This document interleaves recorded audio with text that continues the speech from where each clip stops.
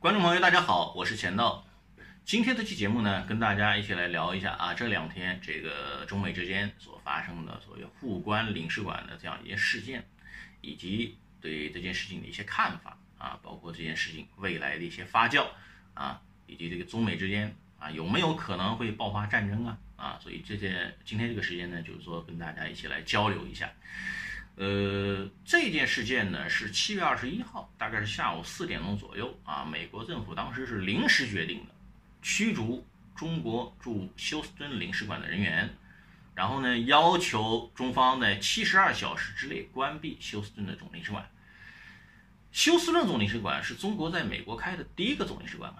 美方不光是要求关闭它，而且只给出了中方3天的时间撤离时间。这个昨天7月24号，咱们中国的外交部通知美方关闭驻成都总领事馆这个举措的话，应该是中国对美国上面那个无理行径的正当的和必要的一些反应，也是符合了国际法和国际关系的基本原则，符合这个国际外交惯例。网上呢有很多这个关于中美互关领事馆的讨论什么消息都有美国这个国家安全委员会的发言人约翰·阿尔约特说什么？说美方要求关闭中国驻休斯顿总领事馆的行为是为了保护美国知识产权和美国公民的隐私信息。这种说法简直是无稽之谈他还呼吁中方要停止这些所谓的恶意行为，不要采取针锋相对的报复他可能是觉得中国人不会报复他，是吧？其实这件事情的话呢，它的起因实际上真实的起因是这样的。因为美国这次新冠疫情非常的严重到现在为止已经感染了420多万人，死亡呢将近有15万人。那么这一次呢，就是美国的外交官在返回中国的时候，中国就要求美国的领事必须要做核酸检测，必须要先隔离否则的话中国是不允许美国免试入境的。那么这种情况之下，美国人就不同意说要求外交豁免，最终呢双方就没有达成一致。大家要知道，在7月17号的时候，柬埔寨就宣布有2个美国大使馆的外交人员入境被发现确诊了新冠病毒，航班上91个人全部隔离。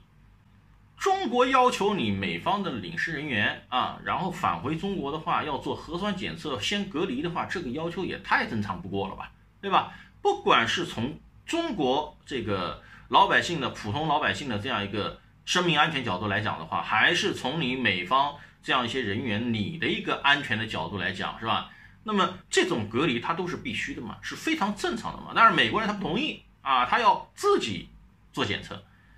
大家想一想，就你美国你感染了这么多人你自己做检测，谁会放心对不对？那不可能的嘛，对吧？你当然是要按照中国的这样一个检测标准去做检测，你否则的话，你要进入中国来的话，你要是像这个柬埔寨似的，你去柬埔寨那些大使馆那些人员被这个也是感染上新冠病毒的，然后影响了中国国内人的怎么办？是吧？这种要求太正常不过的了。但是美国人他想不通他觉得很没有面子他要求有外交豁免权，然后他只要求他自己国家的这样一个检测，你自己国家都已经感染这么多人了，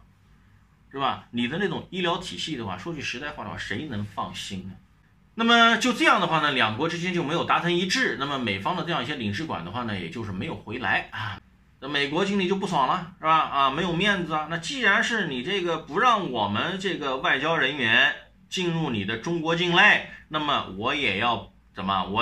关闭你中国的这个驻我们美国的这个休斯敦的领事馆，就这么个原因就是因为新冠疫情核酸检测的问题，然后导致了美国政府决定21号关闭中国驻休斯敦领事馆，就这么个原因中国的话呢，现在呢是宣布关闭美国驻成都总领事馆撤销对美国驻成都总领事馆的设立和运营许可这是对美国要求中国关闭驻休斯顿领事馆的对等反制对等反制。那么下面呢，我们谈一谈中美互关领事馆这样一个事件我们的一些看法，以及呢就是说这件事情未来的一些会有怎样的一个发酵。其实说实在话我相信在中国没有人愿意看到中美关系自由落体式下对立，像今天这样。但是中国呢这次对等的反制，实际上是显示了我们不可能在重大的大是大非问题上面听任你美方滥作定义、胡作非为的，这是底线，中国人不可能退却眨眼睛的啊！你中美之间这个互关领事馆这个局面令人遗憾啊，但是呢，你美方严重挑衅在先啊！中国在这种情况之下做出对等反制，那是大国关系的规定动作啊，是中国国家意志必须要有的标识，我们别无选择。你要倒退几年啊，不光中国人，我看恐怕美国人大概也没有谁能想象得到中美之间会发生今天这一幕，美国跟中国之间发生悲剧性的互动，而这制造这种悲剧性的方向，无疑就是华盛顿。2年多以前啊，美国悍然发动对华贸易战啊，全世界都看到了美国一股新兴的政治势力要从根本上颠覆已经延续了几十年的良性的中美关系，试图把美国推向脱钩和新冷战。美国这个国务卿蓬佩奥几个小时前还宣告，从尼克松时代开启的对华接触政策已经失败了，要求换一种方式对抗中国。这一届美国政府啊，几乎是开着挖掘机来野蛮拆除中美关系大厦的。他们把中美贸易政治化，同时呢，又把教育合作这样一种人文交流啊，把它政治化。无数的在美的中国留学生被怀疑是中国间谍，而且有很多的中国学生在美国受到迫害，包括环球时报在内的很多家中国媒体在美国的机构被强令登记为外国使团啊。中国从外交人员到记者再到普通的学生，在美国的工作学习环境都发生了巨变，这一切都通向了美国对中国驻休斯敦总领事馆的下手，所以这个东西也不奇怪啊，也不奇怪。所谓的新冠疫情，然后这样一个核酸检测这个理由，其实也都只是借口而已啊，也都只是借口。中国呢，迄今为止一直是中美关系恶化的一个被动方，贸易战啊是你美国开打的，中国是被迫应战。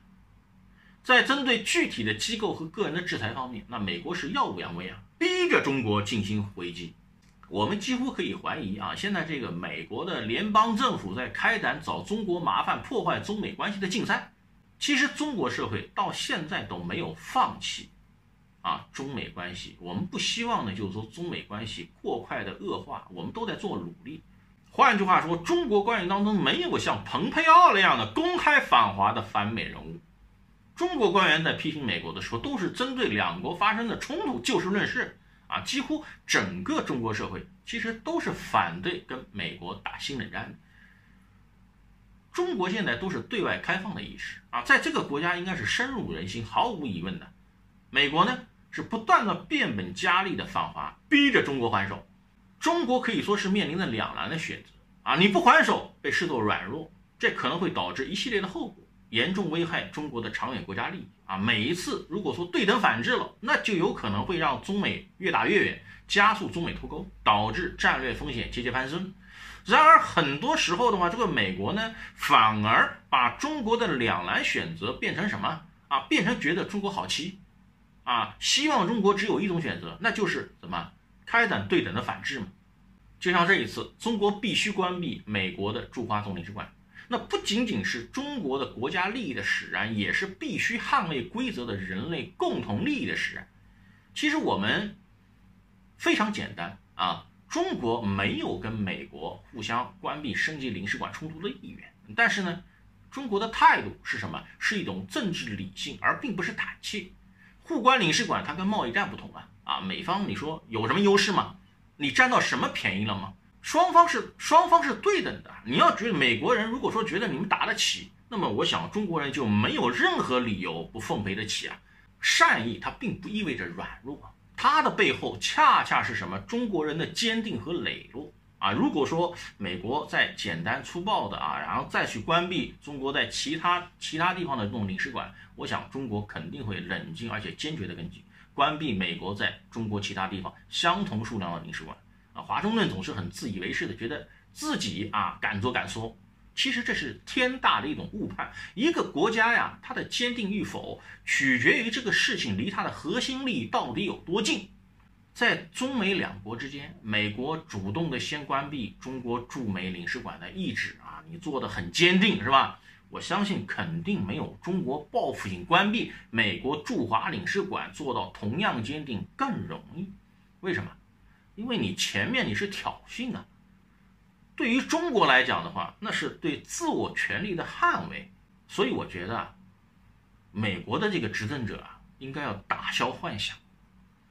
中国不发怒，那是什么？那是有韧性。中国可不会管美国对华的挑衅，你是不是出于大选的需求，你做一个临时的表演，你美国内部怎么掰扯，中国人不管。但是中国人的态度非常的明确，如果是恶意的挑衅，我们一定会怼回去的，这个是毋庸置疑的。不要说是再继续关闭领事馆，就是未来如果说发生战争的可能，我相信中国也不会皱眉头。后续美国是不是会关注啊中国驻旧金山领事馆啊有没有这种可能性啊？还是说关闭其他的一些领事馆啊有没有这种可能性啊？我觉得啊，如果说从服务竞选的角度来看的话啊，那么这个其他这个几个中国领事馆在民主党的那些州啊，这些地方你要选这些地方对中国发难的话，川普没有什么收益的。但是如果说从对抗中国的角度，关闭更多领事馆并非没有可能啊，所以呢，我们也拭目以待。但是中国呢，也会有相应的反制措施，包括在香港那些以外交身份为掩护的那些情报人员，是不是对他们采取措施？我相信都是有可能的啊。那么现在的话呢，这个中美之间，我觉得任何一个火花都有可能会引爆中美关系的这个火药桶啊。所以的话呢，就是说未来咱们拭目以待吧。好的，感谢关注我的节目，朋友们再见。